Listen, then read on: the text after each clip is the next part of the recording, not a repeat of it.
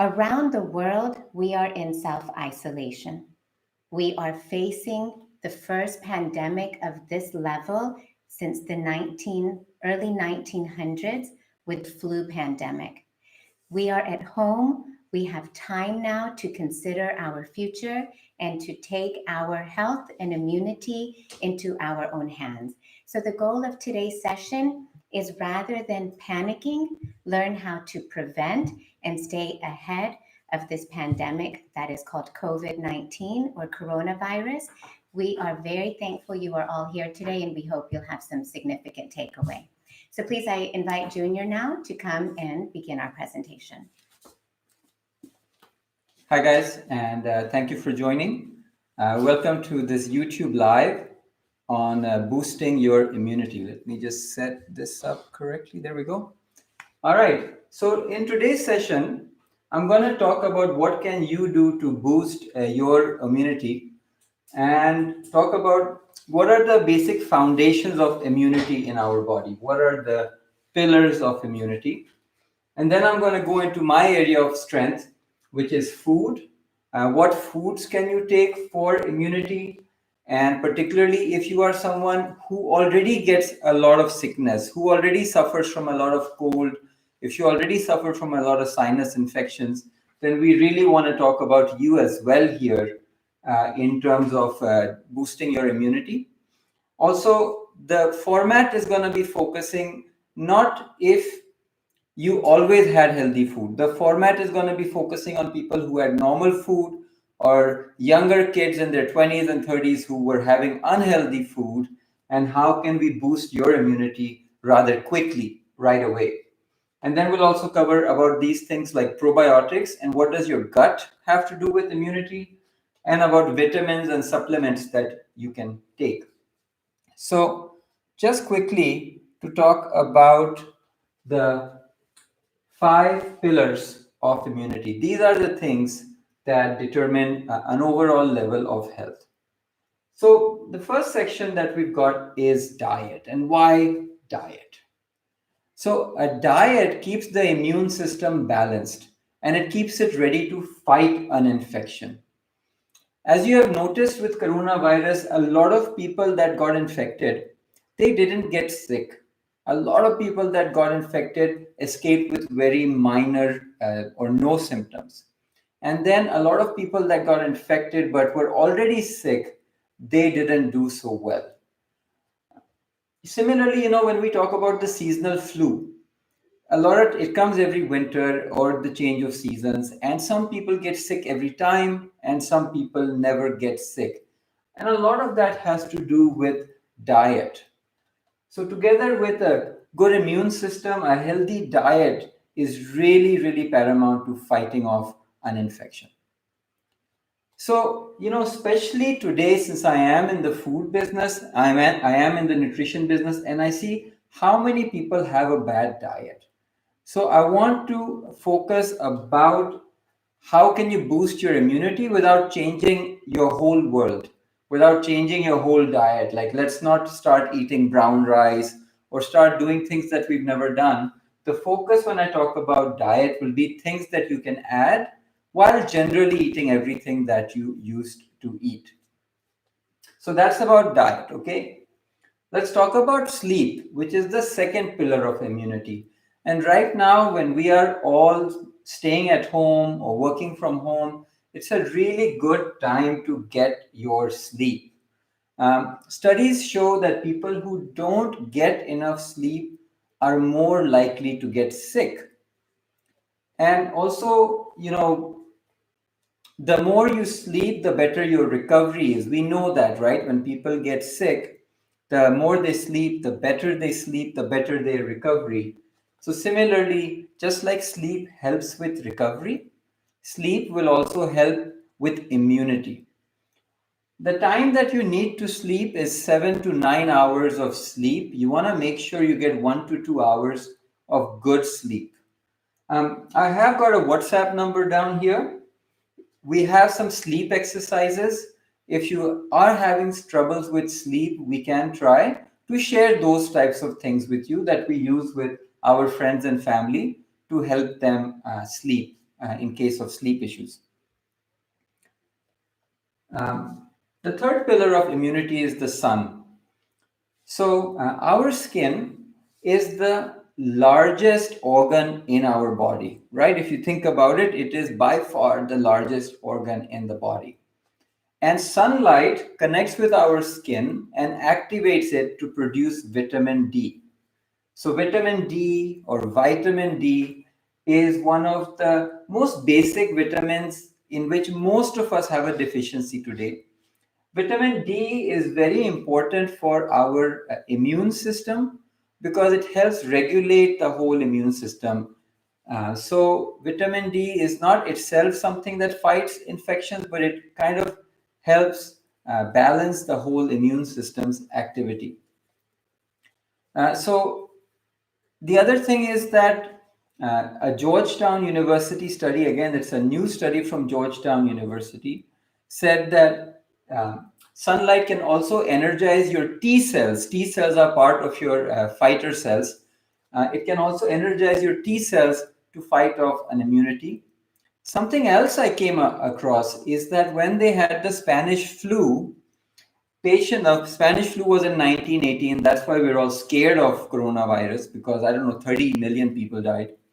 In the Spanish flu, people who were put outside were doing better. People who got sunlight, they had a faster recovery and they didn't get as bad as those who didn't get sunlight. So again, just a little bit of insight about the sun and how much time. So very important is how much, right? So 7 to 9 hours for sleep. For sun, even if you get 20 minutes of good sunlight, so early in the morning at 8 a.m. Here in Delhi, if you get some good sunlight, it'll really help you just boost it with production of vitamin D. The fourth is exercise. Now, exercise, it boosts our immune system. It also helps, more importantly, it also helps regulate our metabolism. Exercise also reduces the stress hormones. And of course, stress is not good for us as in any way, shape, or form. The other thing I want to tell you guys is we are products of 3 million years of evolution. And except for the last 50 years, we have always been active creatures. We're designed to be active. So any kind of exercise will help you be what you're designed to be. And all your systems will work better when you act and behave like what you're designed to be. Again, for exercise, 20 minutes, brisk walking will be good. You can run in place if you are inside the house. You don't have to go crazy. You can do a 1 hour yoga session also, which will also reduce stress. Don't go crazy. People who exercise too much, like Olympic athletes or pro athletes who really push themselves, at that time their immunity also gets weakened. So you want to ensure that you are moderately exercising. Now, one thing I want to add to exercise is pranayama. So the concept of giving oxygen to every cell in your body, it's too powerful to even explain. I don't know if there are many studies done on this yet. But when you do pranayama, so if I do anulom vilom, and in the end you want to take that extra breath in and then out and then in, if you can do it for 30 minutes, you are really going to oxygenate your body. If you do Kapal Bharti, which is this one, again, all of these serve to oxygenate your body. And taking oxygen down to each cell has its own level of fighting and boosting, you could say, the energy level, the vitality of each cell. In the US now, they have hyperbaric oxygen chambers. So they put you in a high pressurized chamber to push oxygen to each cell level. I don't think we need to do all that. We have a natural system, and it is pranayama. So again, if you can add pranayama every day, every other day, it's really going to be quite amazing for you. And the last pillar of immunity is having a positive mind. And right now, guys, we have a lot of stress. People are worried about their job, they are worried about their school, they are worried about their businesses. Okay, we are all in this together. Okay, this is affecting me, it's affecting you, it's affecting the whole world.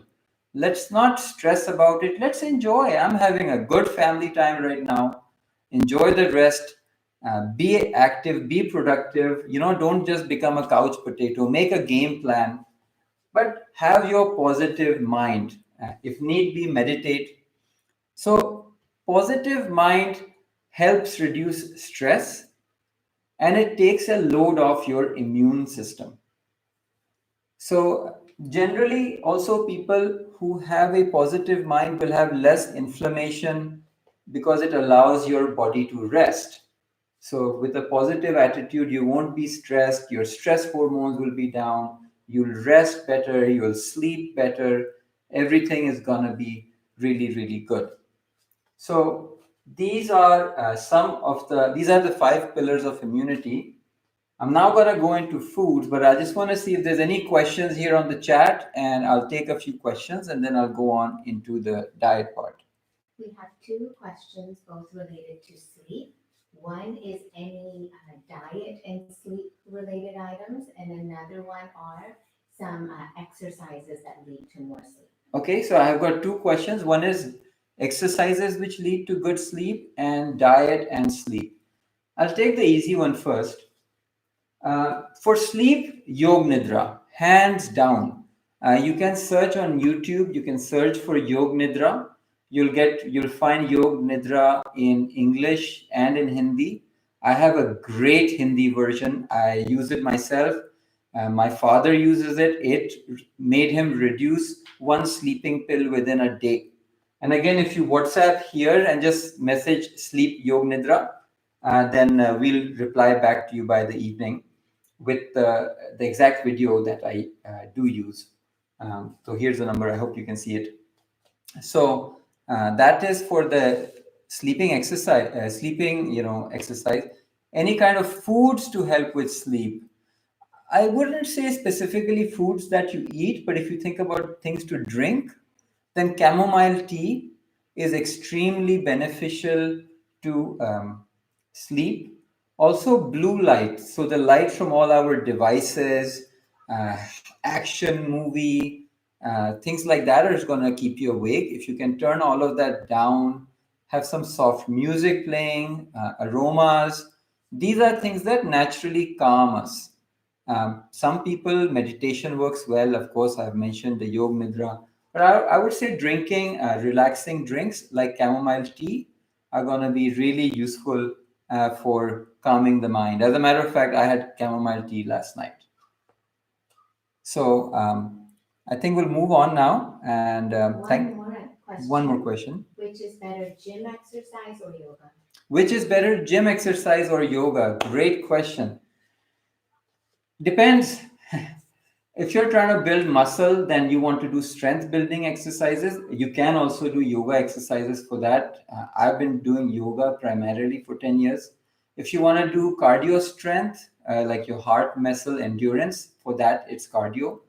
But today, if we're talking in context of immunity, 20-minute walk, 20-minute running in place, 20-minute anything that is a mild upper to boost your cardio and just get a slight break of sweat. If you're gonna do yoga, do something again that pushes you, and you can do yoga for 45 minutes to an hour. If it's slow yoga, if it's relaxing yoga, you can go an hour and 15. But you can also do in yoga, like you can do 50 Surya Namaskars, which is quite intense. But doing the asana based yoga, where you go deeper and deeper into stretches, it releases a lot of endorphins. It's really good. You come out feeling really nice.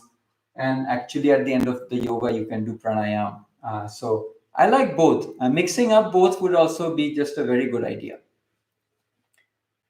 Thank you for the questions. Now I'm going to move on into the food section. So we have a lot of foods that really help pop up the immune system.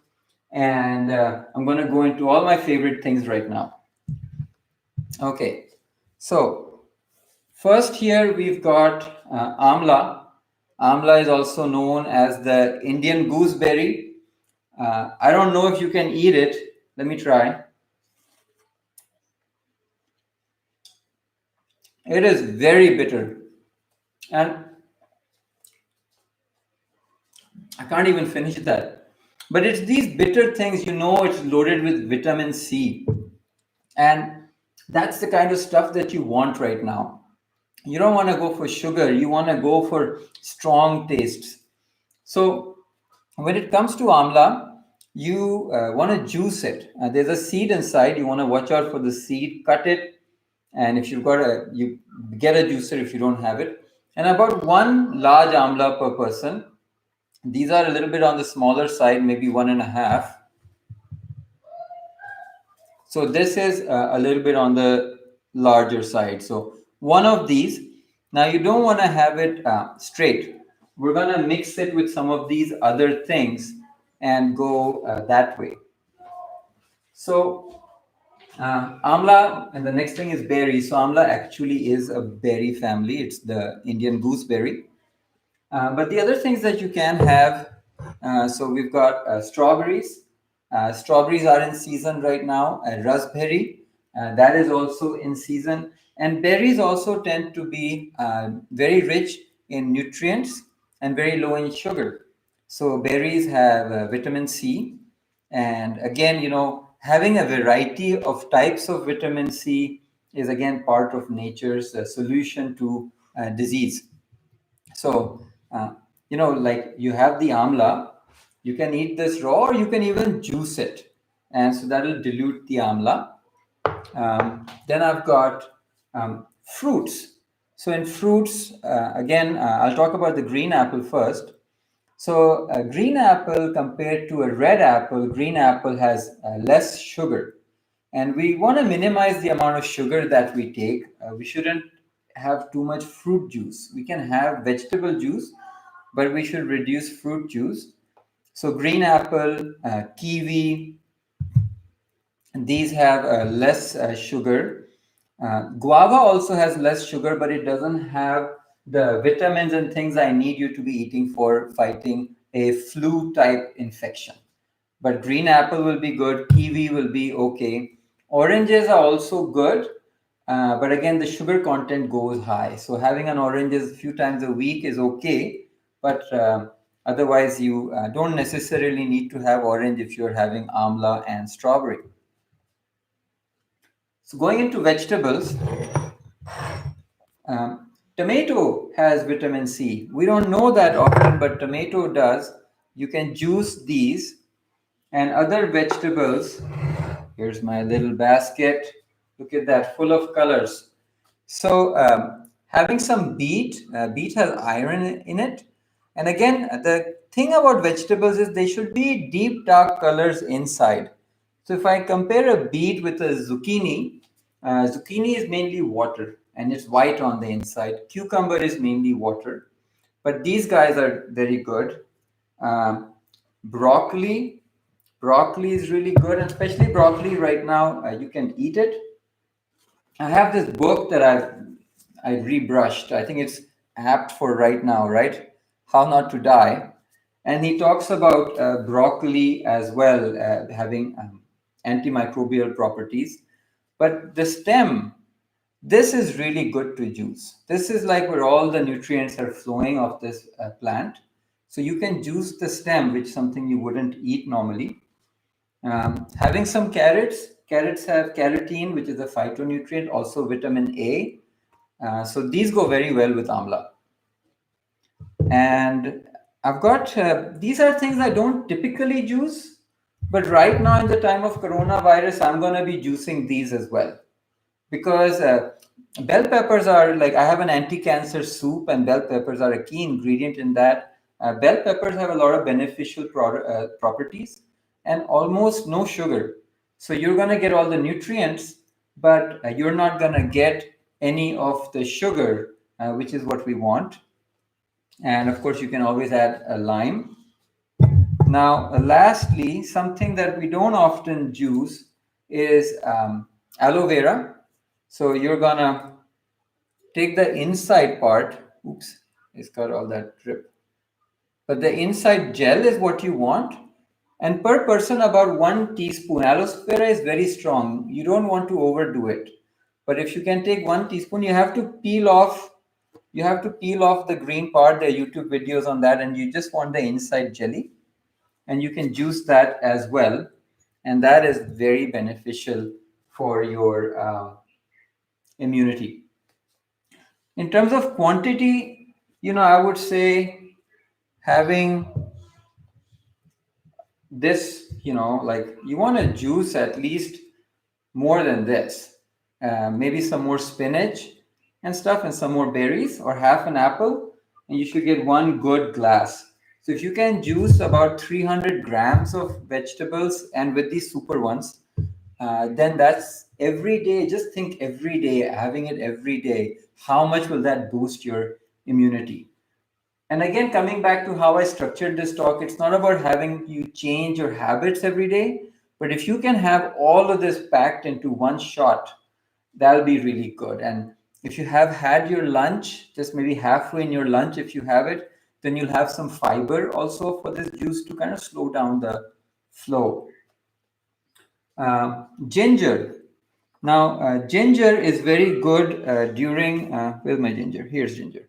So ginger is very good in winter weather, but now as we are approaching summer, you don't want to do too much of this. So you can do half a teaspoon to 1 teaspoon of ginger in chai, in your tea, or something like that. Uh, but ginger also raises your body temperature. So if you feel like you've got a flu or something, then you might want to have more of this. Ginger and black pepper. I'm going to come to black pepper. Also, if you're someone whose chest is always running and you're always having sinus issues, then ginger is going to clear. Ginger and honey are things that you should consider. Turmeric. So this is fresh turmeric. You get fresh turmeric. You get some powdered turmeric from Meghalaya, which is called Lakadong turmeric. And then you have regular turmeric. I really want to shout out to all my friends who continuously have some infection or the other. So if there's a Abhishek from Jaipur, if you're watching, if there's a Karan from Delhi, Gurgaon, if you're watching, or lately, I think Aditya-san, I've noticed you've also had a lot of runniness. So when you have infection, your inflammation is higher. And you don't want to have extra high inflammation. You want your inflammation to come down. Turmeric is one of the best anti-inflammatories known to man. And in India, it is part of our traditional medicine. So you can have it with milk, kachi haldi with milk. So again, you shave it, you grind it, and then you boil it with milk. You can also saute it with some oil. I'm sorry if I'm going too fast. You can make out this is my area of passion, so I just get carried away. But you can have haldi with black pepper, with oil, or with milk, or almond milk. And this is going to bring down your inflammation. So this is something that I cannot recommend enough if you have inflammation issues. I don't know if it applies as an immunity booster, but it is a well-being booster. And here's garlic. This is something I need to start. But in many cultures, especially South America, they will take 1 clove of garlic raw every morning. And the trick is to take it raw. So you want to peel it, and you can then put a few knife marks into this. So I'm not going to peel it in front of you, but you can put a few knife marks into this so the juices open up, and then take it in your mouth and suck on it for 10-15 minutes. Slowly chew it, suck on it, slowly chew it, suck on it. And that's the trick. It's not about swallowing it whole. It's not about dicing it and swallowing it. It's not about cooking it and eating it. Cooking and eating is good for the heart. But for immunity, it's about having it raw and slowly, slowly, slowly sucking on it. A lot of people that I know in my direct family living in the US, they have stopped getting winter flus, winter colds when they take this. I'm not saying that this is a medicine. I'm not even going there. I'm saying it can help. And so again, if you have a garlic in the morning and the juice, We're doing great. And lastly is black pepper. And black pepper, like a lot of times in masala chai, we have black pepper. And black pepper really clears out the sinuses and the upper respiratory tract. So I wanted to add that again, quarter teaspoon to half a teaspoon a day. Don't go crazy. With anything in nature, balance is key.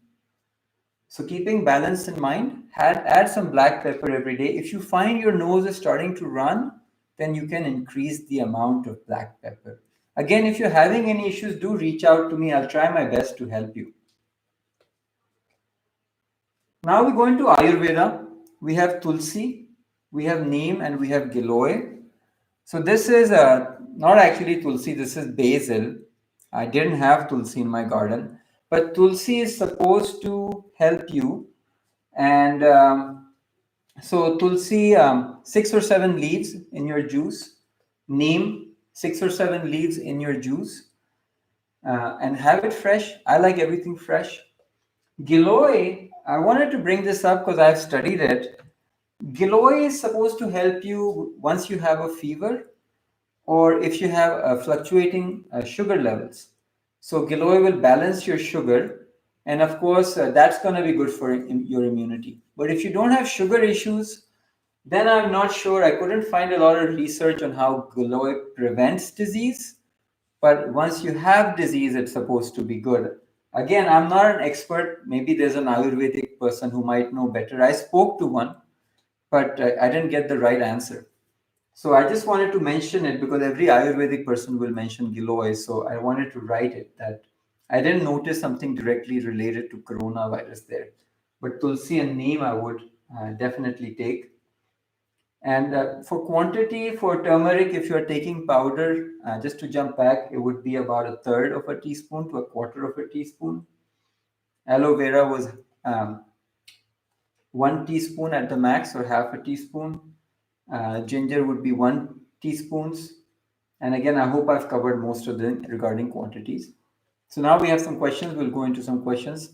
There is a question regarding aloe vera because it's quite bitter, which is a manner that we can give it to children. Aloe vera, somebody said, how can you give it to children? I would take it and throw it into the juice. So our kids had it yesterday. They were happy to drink this jelly thing, and I would easily do that. All right. So that was one question. Now we're going to go into the last few sections, and they're not going to be that long. So probiotics. So guys, again, this is for all the people who get sick very frequently. This is very important for you. For everyone else, it's a booster. So in India, I've noticed a lot of people are having a lot of issues with getting sick every year. And a lot of things about getting sickness is having a leaky gut. So a leaky gut is your gut leaks. And what happens is that when we don't have the right bacteria in our gut, then the gut wall is compromised. And this is very important today when we talk about immune system, because a lot of your immune system has to be focused around your gut. When the food comes in and the food is processed, good stuff needs to go into your bloodstream and bad stuff should stay out. But if you have a leaky gut, there's a lot of bad stuff that's flowing through, and your immune system has to go attack these bad bacteria or bad pathogens and deal with them. If your gut is healthy, your immune system gets a relief from this work, and it can then focus on other areas, namely your respiratory area, your oral areas, and your nasal areas. So the reason I've mentioned the gut is simply to give a support to your immune system right now, so all your shields are up. And so the one thing today that everybody knows how to make, or their mother knows how to make, or somebody knows how to make, is kanji. Kanji is a simple one that you can make. Once the movement is allowed, there is sauerkraut and kimchi. If you are in a big city or in kombucha, you can find some local manufacturer of those, because those are living probiotics. The lactobacillus bacteria is the one that you want. I forget the exact strain of lactobacillus. Here, I might have it written in my notes. Probiotics.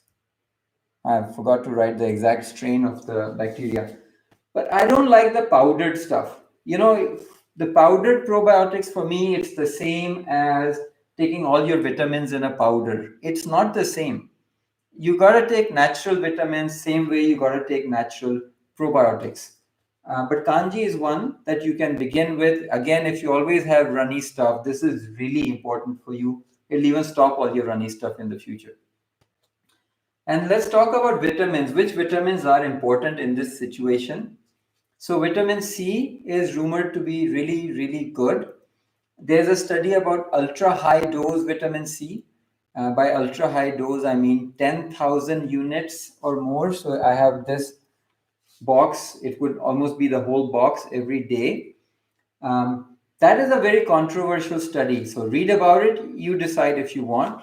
Otherwise, vitamin C getting 1000 milligrams with zinc is really good as an immune defense, particularly for colds and flus. So, vitamin C and zinc together. If you have a poor diet, there's a good chance that you are zinc deficient. So, you may want to consider having zinc. And lastly, vitamin D. 80% of the population is deficient in vitamin D. So there's a 8 out of 10 chance that you are as well. And if you are, then please take the supplements, sit in the sun, and get this up. Um, Guys, this is a lot of knowledge right now. I may do another video on for people who particularly get sick frequently, but I hope in the meantime that you found this to be helpful and informative. And this was my first YouTube live, so I hope you found that I did a good job in keeping you engaged as well. And let me see if we have any final questions here. Is there, people have heard of Yakult? Yeah. Is that sufficient? So, yeah. Probiotic? Yakult is, I guess, the number one probiotic. The question is, people have heard of Yakult. Guys, when I make my, oh, here's a probiotic. I brought this. This is kefir. This is fermented milk. You ferment milk for 20 hours and you get this. This has about 50 times more than yogurt. Also full of lactobacillus. If you have IBS, it will take it away. See, this, if I leave it, it expands. This bacteria, if you don't feed it milk, new milk every day, the bacteria dies. And so this is a living probiotic. In my other probiotics, if they are in a plastic jar, the jar expands because it releases air, it releases carbon dioxide. I have never seen a Yakult bottle like blow up. And I don't know how are they living if they don't actively release carbon dioxide. That's my big question with Yakult is it really active if they're not breathing? So I don't know. I don't know. That would be my correct answer. I trust stuff that is living. Any more questions? Okay, guys, thank you so much. I hope that we can keep you safe and practice social distancing, practice everything that they are saying, and let's hope and pray for the best. And I hope with all of these things, you'll have an advantage. Thank you.